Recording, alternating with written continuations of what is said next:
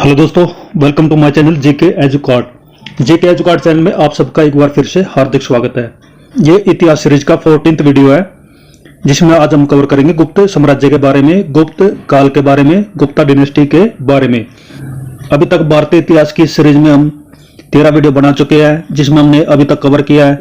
एक बार उनका रिविजन कर लेते हैं। सबसे पहले हमने शुरुआत की सिंधु घाटी सभ्यता से। सिंधु घाटी सभ्यता जो कि 3000 बीसी से 1500 बीसी तक मानी जाती है। सिंधु घाटी सभ्यता के बाद शुरू होता है वैदिक काल, जिसमें ऋग वैदिक काल और उत्तर वैदिक काल आते हैं। उसके बाद धर्मों का उदय हमने पढ़ा था, जिसमें हमने जैन धर्म, बौद्ध धर्म, ईसाई धर्म, इस्लाम धर्म, शैव धर्म और वैष्णव धर्म के बारे में हमने पढ़ा था। उसके बाद जो स्वामा जनपदों का दौर शुरू होता है, जिसमें सबसे शक्तिशाली साम्राज्य होता है मगध। मगध से ही भारत का जो है प्राचीन इतिहास शुरू होता है, जिस पर अलग अलग वंश ने अलग अलग समय पर शासन किया। किस वंश ने किस समय पर शासन किया, किसने पहले शासन किया, किसने बाद में शासन किया, एक उसका सीक्वेंस हमें याद होना चाहिए। तो एक बार उनका मैं रिवीजन कर देता हूं। तो मगध पर जो सबसे पहले जो शासन किया था वो हर्यक वंश ने किया था। उसके बाद शिशुनाग वंश आए। शिशुनाग वंश के बाद नंद वंश आए, और नंद वंश के बाद सबसे शक्तिशाली वंश आया जिसका नाम था मौर्य वंश। मौर्य काल के बाद जो है सोम वंश, कण्व वंश, सातवाहन वंश आए, जिन्होंने भारत पर शासन किया। समय समय पर भारत के ऊपर यवन साम्राज्य ने भारत पर शासन किए, भारत पर अटैक किया और भारत पर शासन किया, जिसमें आ जाता है हिंदू, यूनानी, शक, पहलो और कुषाण, जिसने हमने एक वीडियो में कवर किया था। उसके साथ साथ संगम युग के बारे में हमने पढ़ा था, जिसका विस्तार साउथ में था, जिसमें हमने वंश कवर किए थे, चेर वंश, चोल वंश और पांड्य वंश के बारे में। इन तीनों को ही कंबाइंड रूप से संगम साम्राज्य बोला जाता है। जो आप ये वंश याद करते हो, इस वंश के संस्थापक कौन थे, उनको भी याद रखना जरूरी है। तो संगम साम्राज्य के बाद हम आगे बढ़ते हैं और शुरू करते हैं आज गुप्त साम्राज्य। गुप्त साम्राज्य जो है मौर्य वंश के बाद जो है गुप्त वंश जो है भारत का सबसे शक्तिशाली साम्राज्य रहा। अगर गुप्त वंश के जो राजा हुए हैं उनका अगर हम सीक्वेंस देखते हैं तो वो भी इंपॉर्टेंट है, जिसमें पहले आ जाते हैं गुप्त। श्रीगुप्त। श्रीगुप्त ने गुप्त साम्राज्य की नींव रखी थी।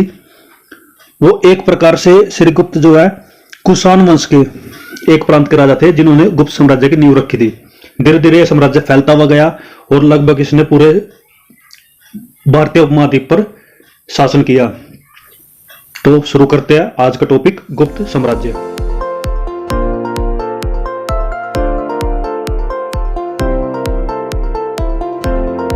गुप्त साम्राज्य का जो उदय है वो 3री शताब्दी के अंत में प्रयाग के निकट कौशाम्बी में हुआ। कौशाम्बी का ये उत्तर प्रदेश में है। 3री शताब्दी में यानी 240 ईस्वी में गुप्त साम्राज्य की नींव रखी गई। गुप्त वंश का संस्थापक थे श्रीगुप्त, जिसने 240 से 280 ईस्वी तक गुप्त साम्राज्य पर शासन किया। श्रीगुप्त के बाद आते उनके उत्तराधिकारी घटोत्कच, जिन्होंने 280 ईस्वी से लेकर 320 ईस्वी तक गुप्त साम्राज्य पर शासन किया। उसके बाद गुप्त वंश का प्रथम महान सम्राट हुए चंद्रगुप्त प्रथम। यह 320 ईस्वी में राजगद्दी पर बैठे थे।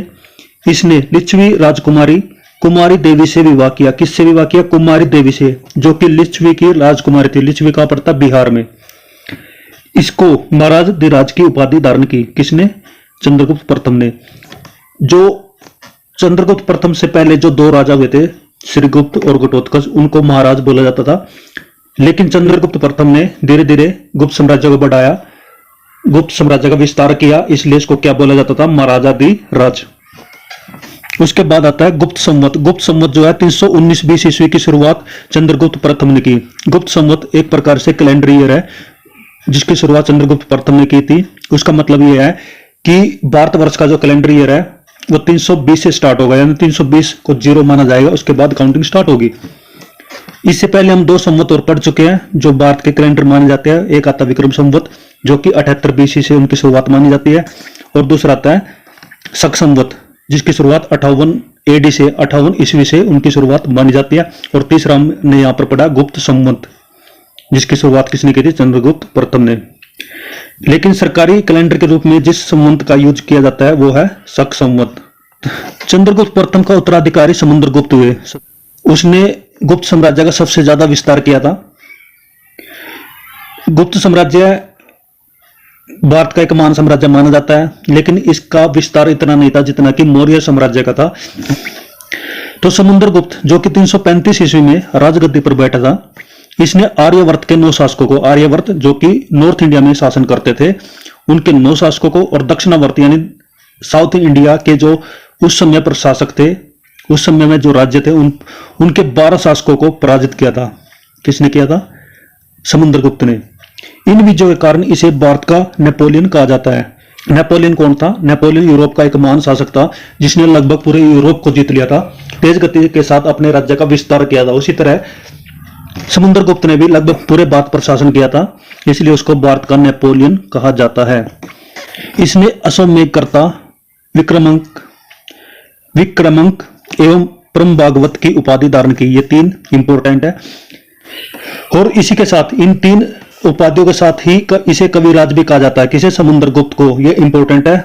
समुद्रगुप्त कहते कविराज भी उनको कहते थे, तो क्योंकि उनको कविताएं लिखने का भी शौक था। उसके बाद आता है समुद्रगुप्त जो है विष्णु के उपासक थे।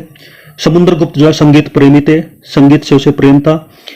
मतलब समुद्रगुप्त जो है संगीत प्रेमी थे।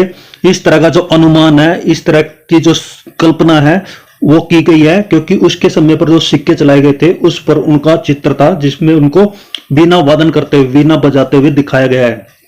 समुद्रगुप्त जो है दरबारी कवि हरिसेन था। समुद्रगुप्त का दरबारी कवि हरिसेन था जिसने इलाहाबाद प्रशस्ति लेख की रचना की थी। तो परम भागवत की उपाधि धारण करने वाला प्रथम गुप्त शासक समुद्रगुप्त ही था।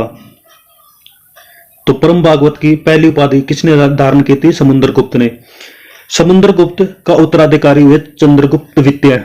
समुद्रगुप्त के उत्तराधिकारी हुए चंद्रगुप्त द्वितीय जो कि 380 ईस्वी में राजगद्दी पर बैठे थे। चंद्रगुप्त द्वितीय के शासनकाल में चीनी यात्री फाहियान भारत में आए थे। कौन आए थे? फाहियान।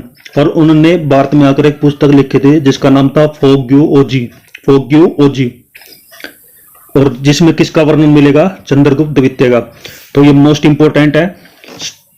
फाहियान किसके शासनकाल में भारत आए थे? चंद्रगुप्त द्वितीय। चंद्रगुप्त विक्रमादित्य बोल सकते हैं, जो कि समुद्रगुप्त के बेटे थे। शकों पर विजय के उपलक्ष्य में चंद्रगुप्त द्वितीय ने चांदी के सिक्के चलाए थे। साब चंद्रगुप्त द्वितीय का राजकवि था। कौन? साब। चंद्रगुप्त द्वितीय के समय में पाटलिपुत्र और उज्जैनी विद्या के प्रमुख केंद्र थे। इनको एजुकेशन हब माना जाता था। पाटलिपुत्र जिसको आज के समय पर पटना बोला जाता है।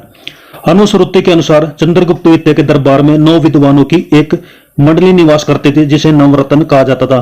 तो नवरत्न किसके शासनकाल में थे? चंद्रगुप्त द्वितीय के शासनकाल में। और ये नवरत्न कौन थे? उनके नाम यहाँ पर दिए गए हैं। महाकवि कालिदास संभव रूप से इनमें अग्रगण्य थे। कालिदास जो है नवरत्न में सबसे ऊपर माने जाते हैं। कालिदास के अतिरिक्त जो है धन्वंतरी, सपनक जो कि फलित ज्योतिष के विद्वान थे, और धन्वंतरी क्या थे? वो एक वैद्य थे, फिजिशियन थे चंद्रगुप्त द्वितीय के दरबार में। अमर सिंह जो कि कोशकाल या एक प्रकार से बोल सकते हैं एक आर्टिस्ट थे। शंकु वास्तुकार थे या आर्किटेक्ट उनको बोल सकते हैं। बेताल भट्ट घटक पर वाराह मिहिर जो कि खगोल वैज्ञानिक थे या फिर बोल सकते हैं उनको एस्ट्रोनॉमर थे। और वररुचि जो कि ग्रामर के विद्वान थे। तो 9 विद्वान थे जिनको नवरत्न बोला जाता है। नवरत्न अकबर के दरबार में भी रहा। उसको हम जब मुगल साम्राज्य के बारे में पढ़ेंगे तब हम कवर करेंगे। फिलहाल गुप्त साम्राज्य में भी नवरत्न रहा जो किसके शासनकाल में रहा? चंद्रगुप्त द्वितीय के शासनकाल में। चंद्रगुप्त द्वितीय का संधि विग्रहिक सचिव वीरसेन शैव मतलंबी था जिसने शिव की पूजा के लिए उदयगिरी पहाड़ी पर एक गुफा का निर्माण करवाया था।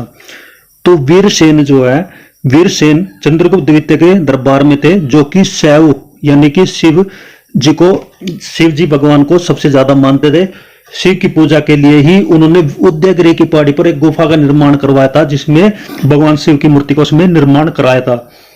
वीरसेन जो है व्याकरण, न्याय, मीमांसा एवं शब्द का प्रकांड पंडित तथा एक कवि भी था। तो वीरसेन क्या था? एक कवि थे, व्याकरण के पंडित थे, व्याकरण का उनको अच्छे से ज्ञान था। चंद्रगुप्त द्वितीय का उत्तराधिकारी कुमारगुप्त वन था। कुमारगुप्त प्रथम था जिसको गोविंद गुप्त भी बोला जाता है, जो कब रहे थे? 415 ईस्वी से लेकर 454 ईस्वी तक गुप्त साम्राज्य पर शासन किया था। कुमारगुप्त प्रथम किसके बाद आए थे? चंद्रगुप्त द्वितीय के बाद। नालंदा विश्वविद्यालय की स्थापना कुमारगुप्त ने कराई थी, ये इंपॉर्टेंट है। नालंदा विश्वविद्यालय की स्थापना किसने कराई थी? कुमारगुप्त ने। भारत जो है प्राचीन इतिहास काल में पूरे विश्व भर में भारत जो है एजुकेशन का हब माना जाता था, और भारत के अंदर बहुत सारी यूनिवर्सिटी, बहुत सारे विश्वविद्यालय प्राचीन समय में बनाए गए थे, जो कि समय समय पर भारत से जो आक्रमणकारी हमारे भारत पर आक्रमण करते हैं तो वो इन विश्वविद्यालयों को तोड़ फोड़ कर देते हैं। जैसे कि नालंदा विश्वविद्यालय, उसको भी तोड़ दिया गया था। इसको किसने तोड़ा था? बख्तियार ने। किसने तोड़ा था? बख्तियार ने, जो कि खिलजी वंश के शासक थे, और 1193 ईस्वी में उसने नालंदा विश्वविद्यालय को नष्ट कर दिया था। वैसे तक्षशिला जो कि पाकिस्तान में बनाई गई थी, वो भरत के द्वारा बनाई गई थी, ऐसा बताया जाता है किसमें? रामायण में। और 515 ईसा पूर्व में इसको बनाया गया था। इसके अलावा विक्रमशिला, तक्षशिला, रत्नागिरी विश्वविद्यालय के बारे में भी आप इतिहास में सुनेंगे, जो कि भारत के अंदर उस समय पर थे जब पूरे विश्व भर में कहीं पे भी शिक्षा का साधन नहीं था। तो नालंदा विश्वविद्यालय की स्थापना किसने कराई थी? कुमारगुप्त ने। कुमारगुप्त प्रथम का जो उत्तराधिकारी हुए थे सकंदगुप्त, जिसने 455 से लेकर 467 ईस्वी तक गुप्त साम्राज्य पर शासन किया। सकंदगुप्त ने गिरनार पर्वत पर स्थित सुदर्शन झील का पुनरुद्धार किया। सुदर्शन झील का जो निर्माण कराया था, वो कराया था चंद्र मौर्य ने। चंद्र मौर्य के शासनकाल में सुदर्शन झील का निर्माण हुआ था, और यह कहां पर है? सौराष्ट्र में, गुजरात के सौराष्ट्र में है। और इसकी समय समय पर इसका पुनरुद्धार हुआ है, समय समय पर इसकी मरम्मत कराई गई। सबसे पहले हमने इसकी मरम्मत के बारे में पढ़ा था रुद्रदमन के द्वारा। रुद्रदमन राजा थे जिसने सबसे पहले इसकी मरम्मत कराई थी। उसके बाद हमने पढ़ा था अशोक काल में। अशोक काल के बाद अभी फिर से इसका निर्माण किसने कराया? सकंदगुप्त ने। सकंदगुप्त ने परमदत्त को सौराष्ट्र का गवर्नर नियुक्त किया। परमदत्त को सौराष्ट्र का गवर्नर नियुक्त किया था। सकंदगुप्त के शासनकाल में ही हुनों का आक्रमण शुरू हुआ था। हुन जो कि इराक ईरान के चरगाह थे, जो चरगाह के लिए भारत की तरफ आए थे, और यहाँ पर आकर उन्होंने भारत की स्थिति का फायदा उठाया, और यहाँ पर उन्होंने 500 से लेकर 530 ईस्वी तक भारत पर शासन किया था। अंतिम गुप्त शासक हुए थे विष्णुगुप्त। विष्णुगुप्त अंतिम शासक थे। तो ये थे गुप्त साम्राज्य के शासक जो हमने अभी कवर किया है। इसके बाद हम पढ़ेंगे गुप्त साम्राज्य में किस तरह का शासन था, किस तरह का उनका सामाजिक जीवन व्यतीत होता था, कैसे उनका आर्थिक जीवन था। तो दोस्तों आज के लिए बस इतना ही। नेक्स्ट वीडियो में हम लेकर आएंगे गुप्त साम्राज्य के बाकी जीवन के बारे में, जिसको हम एक वीडियो में कवर करेंगे। तो एक बार रिवीजन कर लेते हैं। गुप्त साम्राज्य की शुरुआत श्रीगुप्त ने की थी, फिर उसके बाद आए थे घटोत्कच, उसके बाद चंद्रगुप्त प्रथम, फिर समुद्रगुप्त, फिर आए थे चंद्रगुप्त द्वितीय, फिर उसके बाद कुमारगुप्त, सकंदगुप्त, और लास्ट जो शासक हुए थे उनका नाम था विष्णुगुप्त। विष्णुगुप्त के समय पर हुनों ने गुप्त भारत पर आक्रमण किया और यहाँ पर गुप्त साम्राज्य को नष्ट कर दिया था। इसके अलावा जो भारत का नेपोलियन और समुद्रगुप्त को बोला जाता है। महाराजाधिराज की उपाधि किसको दी गई थी? चंद्रगुप्त प्रथम को। भारत के और 9 विद्वान यानी नवरत्न किसके समय पर थे? चंद्रगुप्त द्वितीय के समय में। और सुदर्शन झील का निर्माण किसने करा था? सकंदगुप्त ने। और नालंदा विश्वविद्यालय की स्थापना किसने की थी? कुमारगुप्त ने।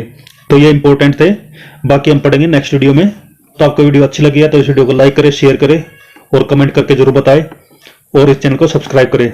हंसते रहिए, मुस्कुराते रहिए और अच्छे से पढ़ाई करिए। बेस्ट ऑफ लक सभी को। Thank you. जय हिंद, जय भारत, वंदे मातरम।